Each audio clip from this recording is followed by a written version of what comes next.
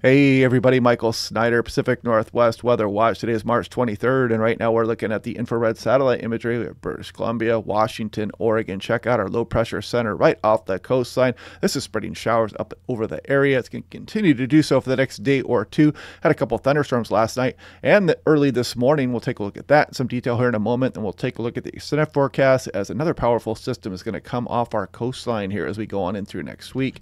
Taking a look at the satellite imagery with the Doppler radar overlaid yesterday, you can see the thunderstorm activity there as it moved up across the ocean shores. And you see this thunderstorm kind of moved all the way from the Oregon-Washington border up across Highway 12 and towards Olympia as we went through the early morning hours. And you can see the low pressure center is going to be with us at least for one more day before it starts to kick off to the east.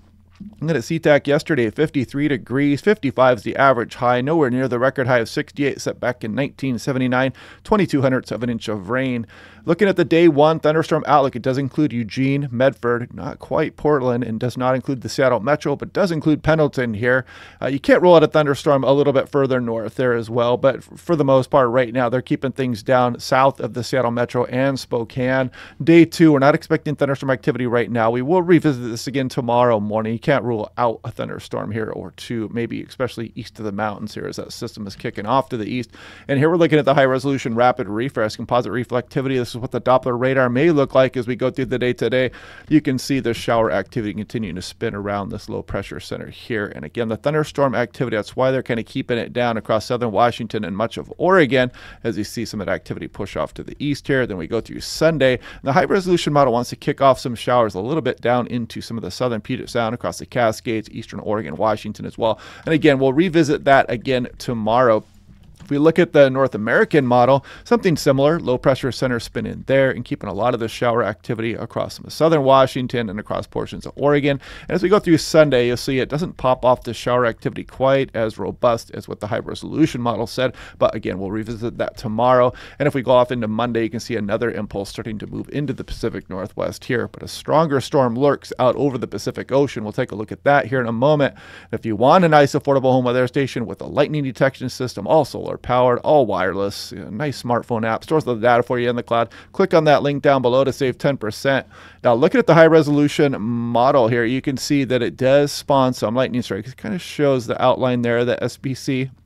Pretty good agreement, relatively speaking. Can't rule out a stray lightning strike some other areas, but for the most part should be down to the south or Washington across Oregon. And as we go through the day Sunday, it's not showing much in the way of lightning, maybe for Idaho here as the system pushes off to the south and east. Now looking at the wider view of things, we've got Alaska, British Columbia, Washington, Oregon. This is 18,000 feet or 500 millibars. There is the trough we're dealing with right now. You can see it kicking off to the east.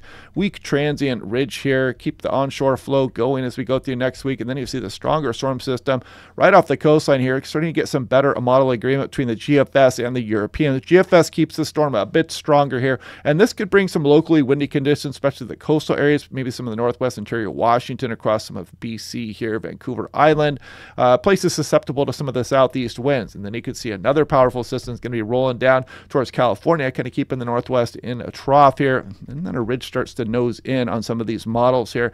And we're looking kind of far out in the future at this point. We're up over 200 hours, so we'll continue to revisit this and break it down day by day, but we may keep troughing around. You can see the model started to disagree as we get further out into the forecast, which is pretty typical.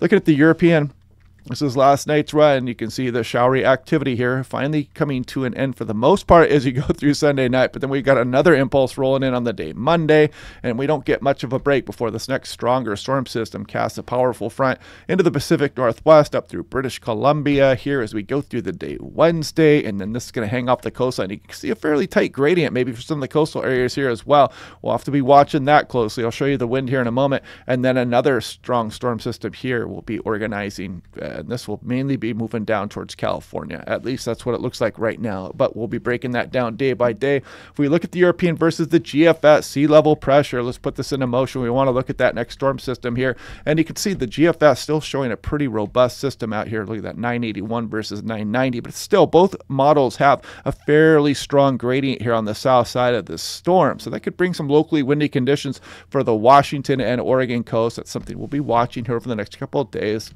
Now, taking a look at that 100-meter wind speed on yesterday afternoon's European model. So there goes the system we're dealing with now. That kicks on through, and then we start to wait for the next system to get going here. And you can see a pretty powerful storm out there, bringing some locally windy conditions. Again, like I said, maybe to the coastal areas here, and maybe a couple rounds of it as well. So you can see as we go on through Wednesday and the Thursday time frame, some stronger winds showing up across some of the northwest interior as well.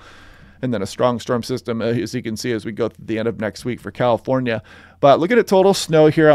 This is last night's European model. And you can see as we go through the day today, we're picking up some snowfall for the Cascades here. Cross your fingers for that. We'll take anything we can get, of course. And then as we go on into the mid portion of next week, we have a couple more chances of some nice snowfall amounts as we go towards the end of next week. This is looking at the national blend of models here. This is for today. This is for Sunday coming up here, 58, 59, maybe up towards 60. You can see the Willamette Valley as well. And then kind of cooling us back down a little bit there on Monday. There's Tuesday, Wednesday, nothing too extreme here. Not looking at any heat waves or huge cool downs coming up here. But as we get a transient ridge passing through, we may warm up a little bit here as we go towards next week. And we'll see how that trends. We're looking way off into the crystal ball at this point. Looking at the snow water equivalent here, not much has changed. We need some of the snowfall here to verify over the next week or so. Oregon doing pretty well. Washington, Idaho, and Montana and BC not doing so hot. 6 to 10 day temperature outlook. You can see this goes through April 1st. Let's see if this updates. No, that's what we have. And you can see the Pacific Northwest kind of still in that below average signal here. This one goes through April 1st as well. This is precipitation. And you can see the bullseye across the Southwest USA does include the Pacific Northwest. 8 to 14 day, we're getting near normal here as we go through April 5th. We'll see how that verifies. Kind of looking off in the crystal ball here in the 8 to 14 day precipitation map there.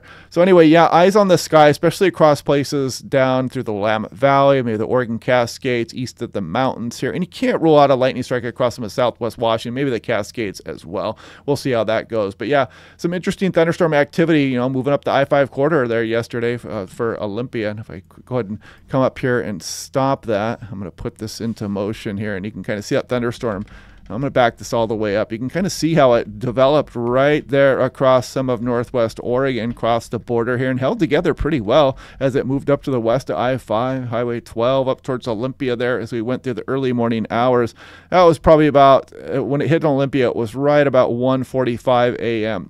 If we back up a little bit further, you can see that thunderstorm activity there near the Washington coast as well. And that was later last night. What was that, about 10 o'clock or so, when those thunderstorms were kicking off in this band of heavier showers. But anyway, yeah, eyes on the sky again today. We'll continue to break this down day by day. Click like and subscribe. We'll do this again tomorrow, and I will talk to you guys then.